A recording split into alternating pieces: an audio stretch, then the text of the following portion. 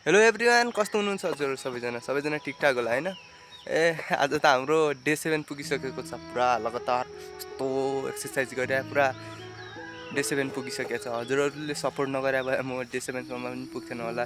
किन भन्दाखेरि होइन, मैले योभन्दा पहिला मैले यस्तो स्टार्ट नगरे चाहिँ होइन कि मैले धेरैचोटि स्टार्ट गरेँ होइन, तर म अगाडि बढ्नै सक्थेन कि 1-2 दिन गर्थेँ। फर्स्ट दिन जोस आउँथ्यो होइन, अनि सेकेन्डबाट ल्याङ लागिहाल्थ्यो अनि सुती गर्थेँ कि त्यही भएर जानै सक्थेन।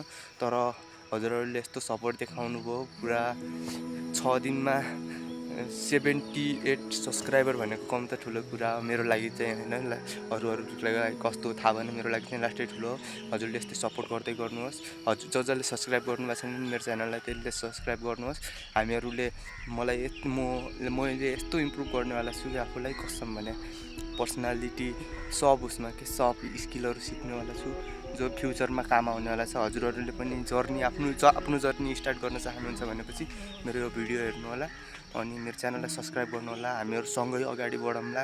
हामी कहाँसम्म पुग्न सक्दो रहेछौँ त हेरौँला है। ल त बाई बाई है साथीहरू। हजुरहरूले नगरे अब सपोर्ट नगरे पनि यस्तोसम्म पुग्थेन होला म। तर च्यानललाई सब्सक्राइब गर्नु है त्यहाँ। ल त बाई बाई।